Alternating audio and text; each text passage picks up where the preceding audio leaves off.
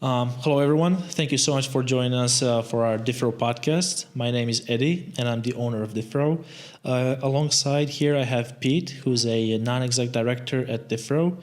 Pete, would you like to tell us a little bit about yourself? Well, I don't know what more there is to say, right? I'm here in Podgorica, Montenegro today. It's been a really good day. Also, managing director of Balkan Exchange, a company which is very much aligned to what we're going to be doing this podcast series around, about the opportunities and challenges of investing here in the Balkans. Okay. Originally, not from here, you can tell by my accent, but originally from the UK, and spent a lot of time working in finance and insurance, across Central and Eastern Europe, working for American, British and Swiss companies. Okay, excellent. So alongside we also have here Eamon. Eamon, would you like to introduce yourself? Yep, I'm Eamon from the UK. I've been living in Podgorica for over 6 years, and I came here for a short time and then ended up falling in love with the country basically. And then I met my wife here at the end of my first year, and the rest is history. So I've been based here, have our business here, and I just really love living in Montenegro and also promoting the country as a place to do business and for living long term. Okay, excellent. So what I want to talk about today is mostly business in the Balkans, but I would like to start with Montenegro since that's where we're based. I would like to touch on that and where do you guys see the biggest opportunity for improvement? And let's say I wanted to start a new business. Let's say I'm just a young person who wants to start a business. What would you recommend as a best opportunity for investment and starting something? I would say basically it definitely depends which industries people are coming from. The tourism here, I see a lot of people going into that because it is one of the main industries that young people fit into, especially along the coastal regions. There's new people setting up kind of communities and complexes, yoga retreats, and bringing people here during the summer. That's definitely one of the industries around tourism. I think what's also just generally the ease of setting up a business here. So just coming into Montenegro, having a business set up within a week or two, right, and then having that getting residency through running a business. Is that how you started your company? Did you get residence right away? I had residency before, and then my residency came through marriage. Okay. But for our average client, they set up a business here. So lots of people even have empty shell companies just to get residency, or they get it through property ownership.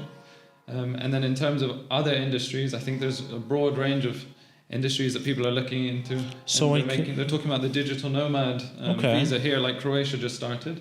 So that's attracting, I think, a different group of people. So how about when you say about tourism, do you mean something like, for example, boat tours or restaurants, hotels? Like, what's the most profitable area? Like, where do you see the biggest potential? Because last summer I was doing some research on Kotor, and I was asking around the boat tour operators how much they're charging, how much they're making per day, and when they told me the numbers were insane. Like, it's insane how much money they can actually bring in through a simple boat tour.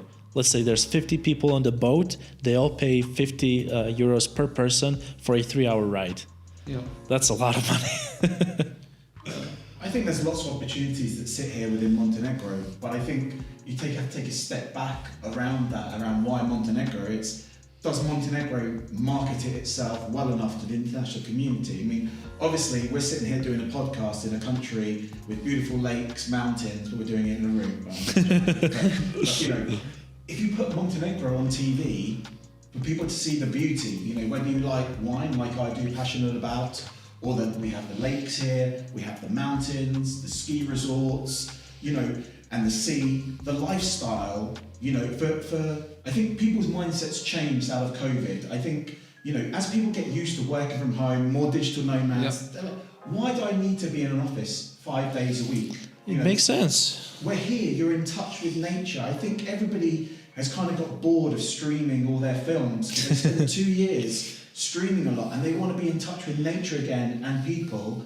And this has it all, right? So from a lifestyle and business perspective, it has a lot of things going for it, but it's very difficult to find that information. It goes to what you say around tax rates, setting up, how easy it is to get a visa here. There's lots of things going for it, but at the heart of it is about marketing this beautiful country and landscape and region, and the people and the food here is amazing as well. It is. I think more has to be done around that and make it easier to access some of those things. And I'm sure we'll go into some of the challenges, and you'll know better. You've been here for 6 years, so maybe ask you.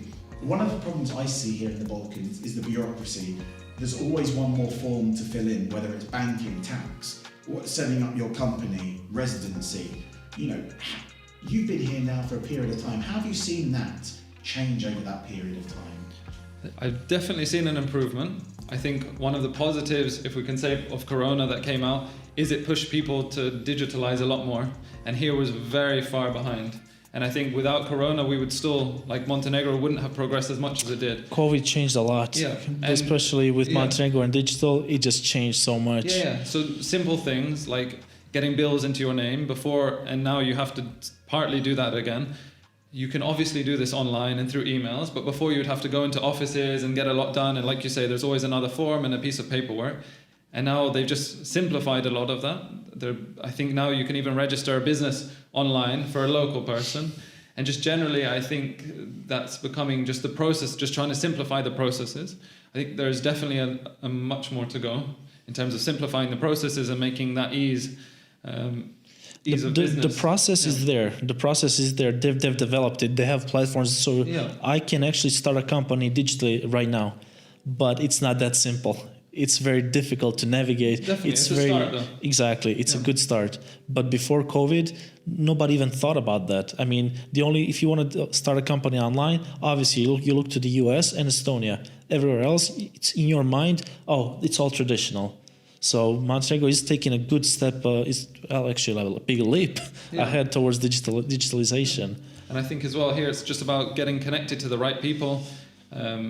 And paying for services as well. There are services, some charge a bit more, but then they do those services, so someone will go with you and they'll do the paperwork for you. And I've learned if you're paying even a small amount of money or sometimes larger, just to avoid the office and that bureaucracy. And again, there's local people, they're well connected and they get it done quicker than you would otherwise. I completely agree on that, because things sometimes can take a while, but it's also how much do you value your time. You can pay someone to do it and you get it done right first time. It saves you so much time as well, and if you try and do it yourself, you'll either take too much time or end up wasting your time and then realise you need to use professional services to help around that. But that's no different from any country. But absolutely, saving time. It is. I mean, a couple months ago. So I'm not in the notary business. I'm not into the consulting business. I do marketing. I have a few companies alongside it, but my main focus is marketing. 6 months ago, some guy approached me who I've met here in Podgorica. He's from South Africa, and he talked to me about starting a company here just to get the residency, because his life there he doesn't like it. He's wealthy. The finances are not the issue, but he doesn't like. There are some issues. I don't know what issues that they are, but something's going on there, and he wants to move to here. And his first thought was like, hey, could you help me with this? I'm like, oh, sure. And I was able to help him with that within a couple days. And that's not something that I do, but I'm a local. I know people here. I know how the system works. And just within a day or two, just like that, everything got done. Yeah. He didn't even need to show up. All he had to do is to show up afterwards and collect it. Yeah. That's pretty much it. But I think, even if you don't know anyone here, I think there's and we were talking about it, the good thing about Montenegro is it's really good, friendly, engaging expat population from people across the world who have gone through the same challenges that you have.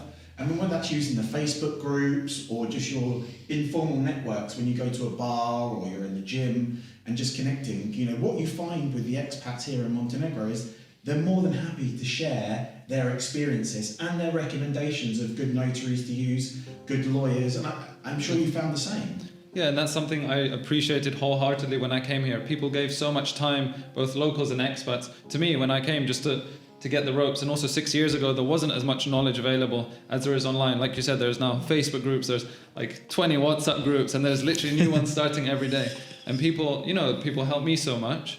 And just out of their time, and I really appreciate that. Now when we have friends and other people coming and they ask questions, I just try to give back and help them, because at the moment there is, I think you mentioned before, there is still a lack of, I would say, open information. When you're researching about Montenegro, you can definitely find a lot of information, but still a lot of processes are unclear. And what does happen here is you go to an office and you can get 2 different answers on different days. So people share that information and people still give different answers. So I think it's about really kind of bringing all that together.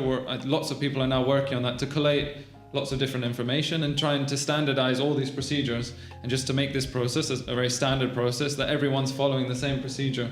And that's really going to help Montenegro as a country and also people coming into Montenegro just to see that it's a very open and clear kind of policies and procedures. So, and is the demographic of the type of people changed over your 6 years you've been here in Montenegro? Like you talked before, more real estate people here maybe 6 years ago and tourism.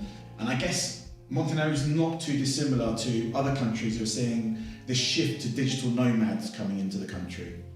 Definitely. I've seen, when I came to Podgorica, for example, the first shop we went to, people came out of the shop just to look at us as foreigners.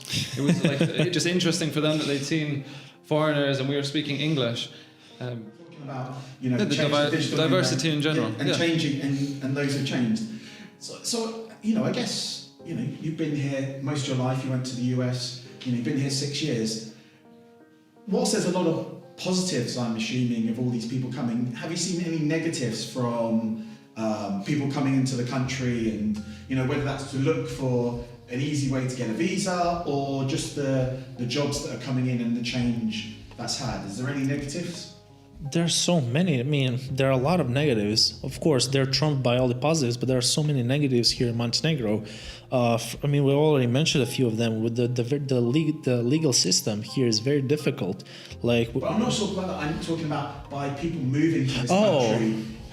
Do you see any negatives from that happening? Okay. I retract my comment. Not as much, because generally people who are coming here, those are the people who are coming from Western nations, and they have good finances, and they're trying to do everything as legit as possible. So it's a big benefit to Montenegro, because as they're used to higher standards in the Western areas, they're willing to pay more for services and products, which actually helps the very community. So maybe I'll ask you, because you're in an area where often where you find in a city, I see it in Belgrade, where you're seeing more expats making investments, and your company deals with investments and real estate. Has that led to positives or negatives with you having Western buyers buying apartments? Because I have to assume they're putting up, that is driving the price per square metre of buildings. Yeah, so I think it's not just Western, we have a wide range of clients, and just generally I think just on the point of diversity, Montenegro is becoming more diverse, and I think that's always a good thing, to have a mix of cultures and countries and everyone's learning from each other. And in terms of, the prices, basically when you let's specifically talk about the coastal areas, for example, you have Tivat and Kotor, which are really beautiful and becoming very popular. So primarily they were fishing villages, which lots of real estate has passed down through kind of gifts, through family or hereditary gifts, basically, that they're getting. And locals are buying the local real estate. And then you're getting foreigners that are coming and they're seeing these amazing properties that they never had access to or never thought about. Montenegro is growing as a market. So they're willing to pay much more, basically, because they appreciate, for example, a waterfront view. And that's something really special, because most foreigners don't have that in their countries. No, they where don't. They're coming from. So I think it is becoming to a stage, and during Corona, lots of people moved here for long-term rentals in the coastal areas, which normally it was quite quiet. So it normally relied on just for example, the summer, in the 2 to 4 months of the peak season, basically.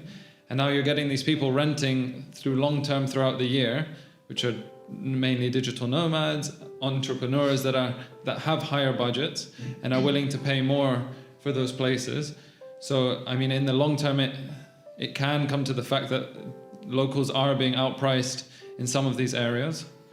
But I guess you're saying what it does, it also, gives a market to people. Because I find a lot of people here in Montenegro own land, so they're realising that benefit. But also, because of the inherent nature of this coast, which goes along to Croatia as well, it's creating jobs all year round. That seasonality starts to go out. One of my favourite things, sorry to butt in here, that I've loved over my time coming to Montenegro is originally you could get local food and pizzas and Italian, but now, especially here in Podgorica, right, and I'm seeing it in Budvar and and Kotor and Tivat as well, you know, the diversity and different types of food that are coming here. Everything. Different population, and people are travelling more. So you're seeing that, and you're seeing the benefit of it coming in, you know, the changes in taste of what you could order in the restaurants and, you know, restaurants you see here in itself. Yeah, definitely. And I always found it such a shame that Montenegro is treated as like a seasonal country. In actual fact, some of the best times in Montenegro is not in the summer season, especially in the coastal areas. The months before and after, it's still very warm, lovely weather, and it's very quiet, very peaceful, and it's so underused. For example, now, if you go to the Bay, Boka Kotorska, the Bay of Kotor, there's going to be nobody there. There's very few, maybe like one or two fishermen on a boat. It basically feels like your private lake. See, that's what it feels like. And I was there on Friday, and we're recording this in March right now, and it was 14 degrees, and I was walking along. I was in Boca Bay, you know, in Luta, and it's beautiful, right? You get that touch of paradise unspoilt, which you don't get in the summer because it's very busy normally. But it's amazing, you know, this time of year is amazing. And we're trying to encourage people to think about Montenegro as a long-term destination. One thing that I've, as a local, that I've learned to love about Montenegro in this sense is the presence of English language, because that just helps me realize how many foreigners or expats are actually here and how much things are improving, because considering there's a bigger presence of English language means there's more foreign people, hence more business, better opportunities. Like yesterday, I went for a walk. It was like a 30-minute walk, and maybe I passed by 50 or 60 people. 6 or 7 of them were speaking English. And like 5 or 6 years ago, hearing English language on the street was highly irregular. Yeah. So, but that also brings many benefits, right? Because of there are a course, lot of people yeah. who speak English, and you know, we all own businesses here, and the international, whether people like it or not, the international language of business is the majority is English, right? Where you communicate, you know, you work with multinationals, etc. And I think that creates opportunities for local people who learn English to be able to do other skills, and you know, for international businesses that are coming here to be able to utilize those language skills, because they've already got amazing skills, you know, because maths and science and some of these other things that are taught in this region, but that language was probably the bit that may have been stopping them in the past. But I think for businesses that are coming here, there is a lot of people that speak English. good thing is in elementary schools, in the first grade, you start learning English right away. When I was in school, I started learning at 5th grade, but now it's 1st grade. As soon as you start elementary school, you're starting with English. So, How come you've got an American accent, man? What happened there? I live there. I see your spelling. You spell American. I do. I've always been taught British English, but for some reason I really dislike British English. Wow. I started to spell American it just makes it easier for a client, more international. And then now with the language here being phonetical as well, I start pronouncing English words phonetically. I mean, speaking of which, when I was doing Oxford, English classes, they were teaching British English, but I was learning American English. I have no idea how, but for example, the teacher would be speaking in British accent, and I would come out with American accent. I mean, TVs and movies and shows, they all have a big impact, so that helps. And one interesting thing, because I do a lot with real estate, for example, with renting through Airbnbs, I get a lot of guests throughout the year from all around the world and in all different seasons. So one interesting thing that I was thinking is, let's say 10 people arrive, rent my Airbnbs. Out of 10, 8 of them are asking, hey, can we get around with English language? They're not aware how present English is. And for most of them, I just tell them, you don't need our language at all.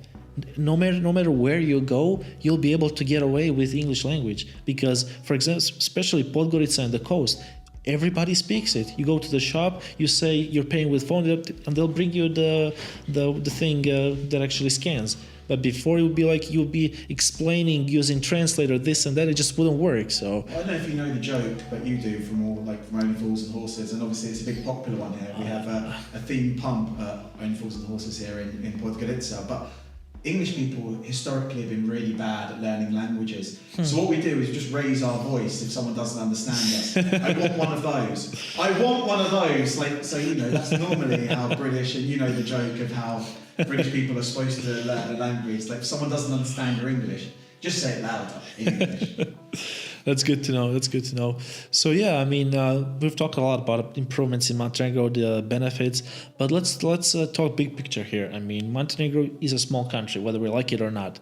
There's a lot of beauty, a lot of benefits, but let's talk a little bit about the Balkans itself, because you can't just speak about one country in particular, because they're all interconnected, and they're all depend on each other. So.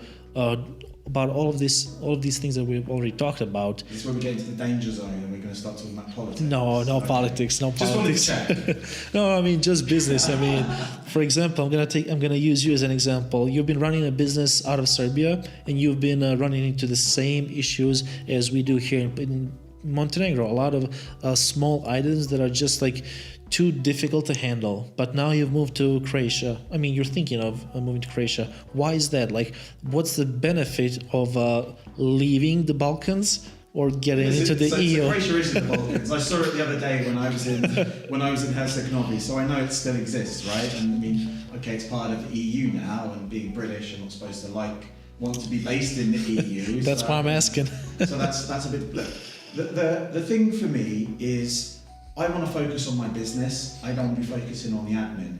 And I spent a lot of time on things that I don't think add value, like banking and paperwork.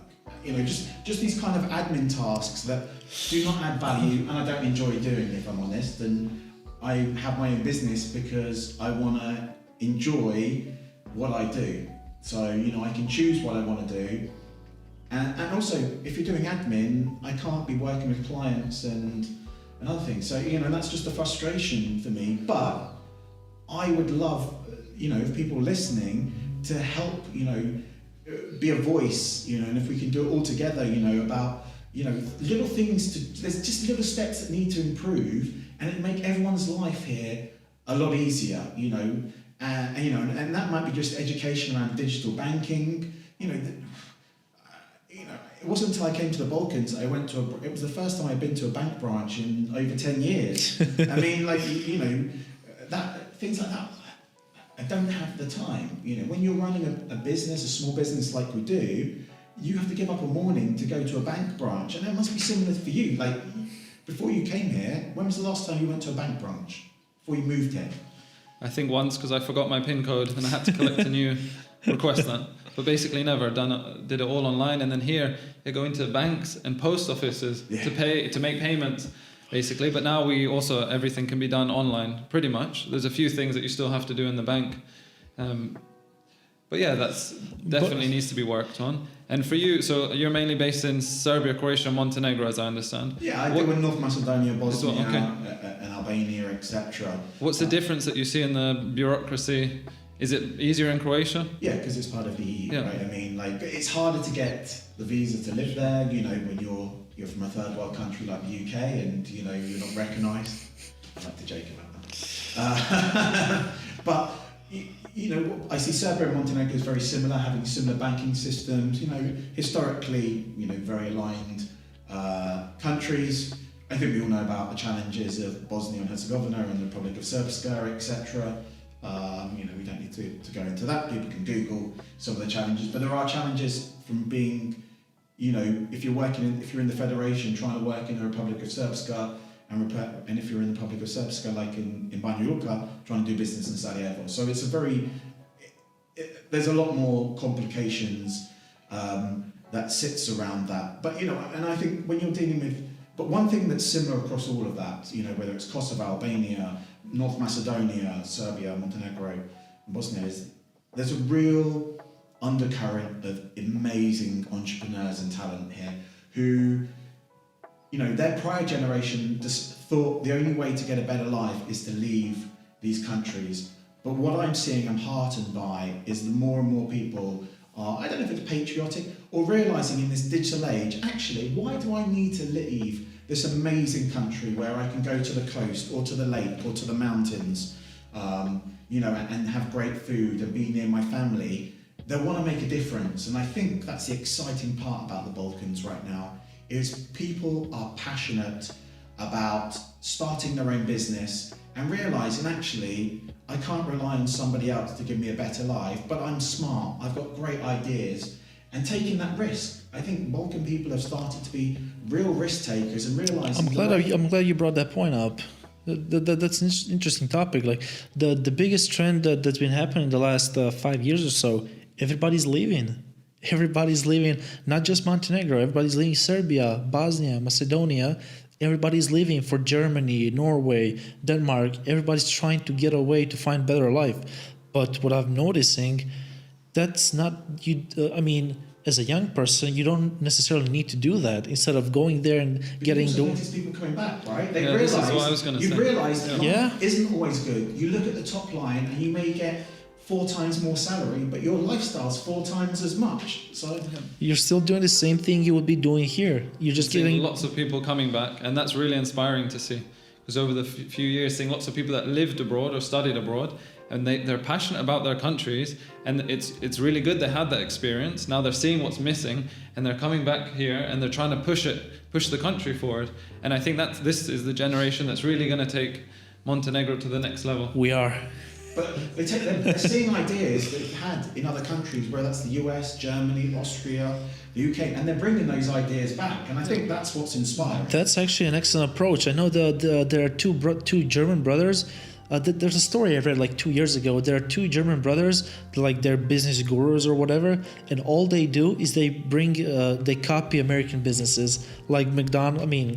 They use copycats of McDonald's and so on. All they do, they just replicate, and they start a German business, and they've been succeeding so much. I think they've both become billionaires. That was 2 years ago. Now they've probably made even more. But there's nothing wrong with taking good ideas. Obviously, you can't completely. No. You have to adapt it locally. Exactly. But there's nothing wrong with great ideas. Apple, didn't invent MP3, but they built the iTunes store, right? You just have to make things better or more, adapt them for the local market. And I think there's so many opportunities, around that space. I agree. That's a good point. So how do we all contribute, all of us business people, how do we contribute to stopping people from leaving? I don't mean stop, but how do we create better opportunities here in Montenegro, Serbia, Bosnia, Macedonia? My approach for that would be just to do something similar to what I'm doing. Just work from here, start something here, create something here, but bring clients from abroad, bring clients from the rest of Europe, bring clients from Australia, Asia, from everywhere else. Because here you can create excellent services and products for a very low amounts compared to the West. And I think my suggestion would be for us to try to do something like that as the business community. What do you all think? I think your business is in the perfect place, right? You are marketing Montenegro to the world and how good it is to live here, because you're marketing an idea to them for them to want to live in Montenegro in competition with, we talked before the podcast around, Montenegro isn't competing against Montenegro or Serbia, it's competing against Spain, Malta, Cyprus, and I think you're bringing and selling that idea and bringing people here that creates opportunities and employment, but it's marketing. Yeah, exactly. And I think that it's the first idea of, if you're not familiar with the country, like you say, it's selling the country and the idea. And honestly, before I came to Montenegro, I really didn't know much about Montenegro. And we also market it as an undiscovered gem of the Mediterranean. Because it's really, you ask so many people, it's become much more common, the knowledge, like just general knowledge about Montenegro. But so many people globally just didn't know where Montenegro is. I had friends, they thought I moved to Monte Carlo and I was speaking Spanish. Just going close enough. Literally, like they had no idea where I kind of moved in a rush. And then I think that's an important part, is just pushing Montenegro as a country itself. And then I think also bringing people here with new industries. I think this is really important, is growing new industries in Montenegro, because there's a lot of young people with specific skill sets and they want to be working in those industries. I know scientists, for example. Where does a scientist go here? University to teach.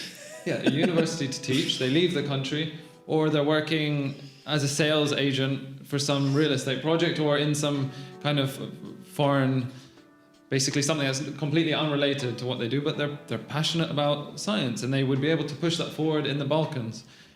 and that applies, I think, to lots of different industries. So I think it's bring people here that are involved in those industries and showing them the potential that the young people have in the Balkans, basically, and helping them get set up and then connecting them with young people's. So definitely pushing different industries.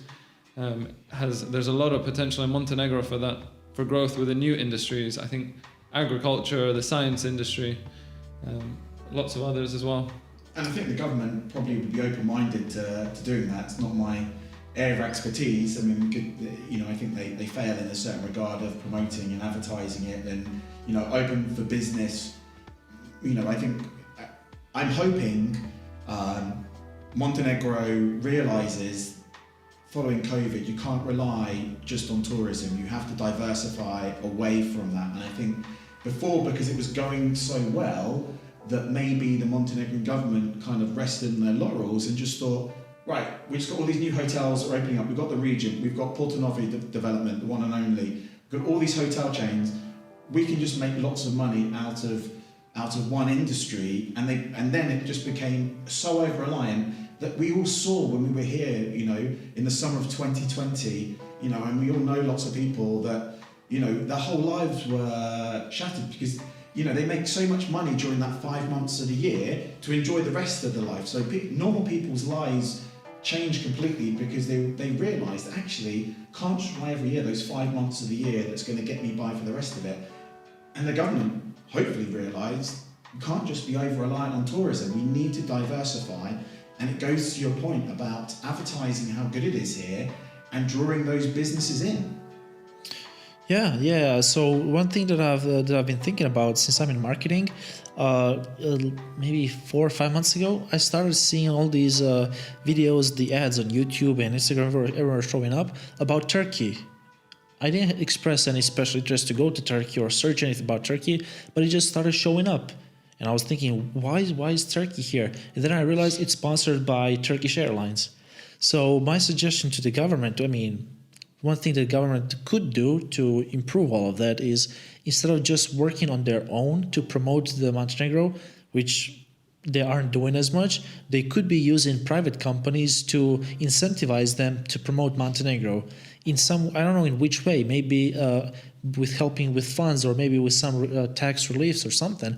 But I think Montenegro's government should be rewarding private businesses who are promoting Montenegro, and then that would help them that would get them incentivized to go everywhere else and speak about Montenegro, bring people in. How much more passionate would you be if you had some kind of an incentive to bring more people in here? So I think that would be one of the interesting approaches to get this. They already subsidise the airlines. The airlines to come here do get subsidised already, right? So that's one approach. That's one approach. That's the big difference. Podgorica is going to be a big winner, and hopefully TVAT, if they can get those night lights, that would be really helpful as well, so they can have more flights. This summer should hopefully be way bigger than pre-COVID because we've got more airlines coming to Montenegro. There's like 15 or 20 new airlines that are bringing in. So, and I feel that the kind of people that will come here will be different because you've got the digital nomads and people who just want to come on a cheap flight. Now you've got some of the low-cost airlines, people who just want to go away for a weekend, right, just want to pay 20 euros to come. All of a sudden, Montenegro has flights all year round. People come in and discover, and then they come back, right? And I was looking at the ticket price with Ryanair from Podgorica to London, €5 to go there and €15 to come back. So €20 total to go to London and come back.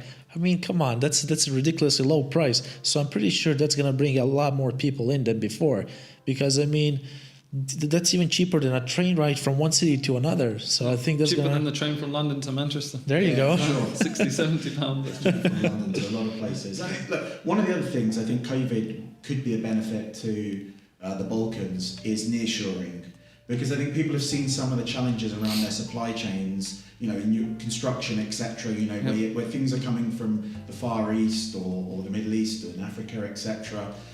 Finding ways that you can nearshore things, A, so you can visit your facilities, and B, so you have a smaller A to B in terms of distance that needs to be travelled. I know that the Balkans is has a history of manufacturing that you can set off again. When this was Yugoslavia, it manufactured a lot of things. So many factories. So many factories. So there's a lot of people with skills here that if they brought manufacturing facilities here and moved away, there's people that could do those jobs. It's good thinking. It doesn't just have to be services. I think people need to realise shouldn't be over-reliant on just digital nomads coming here.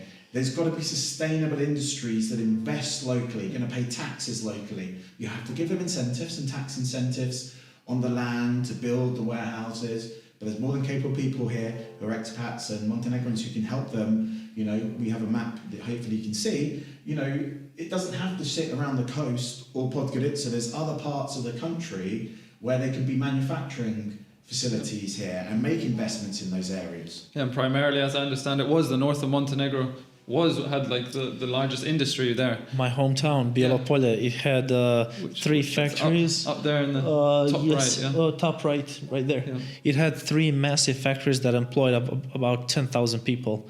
And it's a city of 50,000 people. So fifth of population, entire population of the city was working in those factories. Everything from textile materials to actually, I don't even know everything that was there. There was aluminum being built, being produced. That's all British listeners, it's aluminium. And that's all shut down now, yeah? Most of them are shut down. There's only one, sort of a factory left. That's Franza, the big meat producing company. Yeah. They still employ about 2,000-3,000 people, and majority of that is in Bielopolje because that's where they're producing most of those products that they actually sell. I guess the biggest factory left here is Nikšićko, right? Which is Nikšićko is not a big. They don't have that many employees. Really? No. I guess they automated a lot of things. But it's mostly machinery. Of course, they still do have a lot of employees, but they don't have nearly as much as Franza. Like Franza employs over 2,000 people. Oh, wow. Okay. There's no way Nikšićko employs that many. I don't think they employ more than 200 or 300 people. Oh, wow.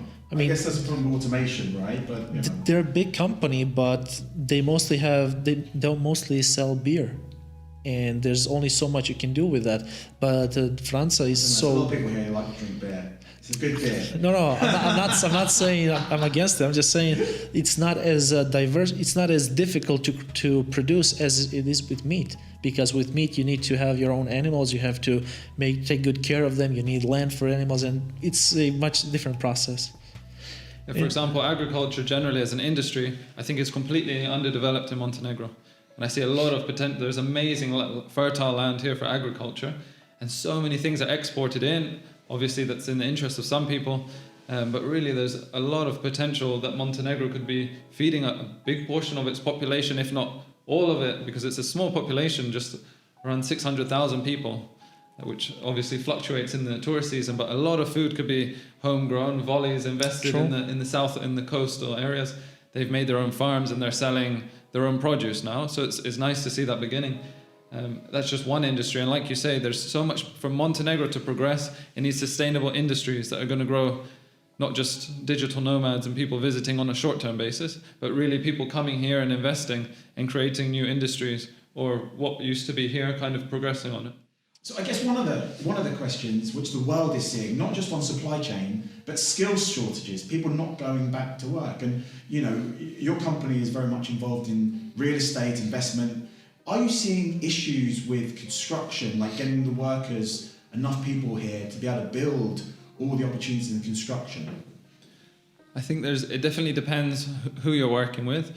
There's definitely some types of skill shortages on the higher end. I think there's a lot of people where they're saying they can get everything done. You get a lot of that, and then when it actually comes to it, you realize there are big skill shortages. For example, getting a good finish in a building, having skilled workers that can tile. For example, luxury materials are not so common here, and they haven't used very expensive materials, and they have specific ways that you need to, specific instructions that people aren't reading, and just treating it like other materials. So then you get problems with sometimes more problems with higher quality buildings, because people are using, or they don't have the teams of people with those skills.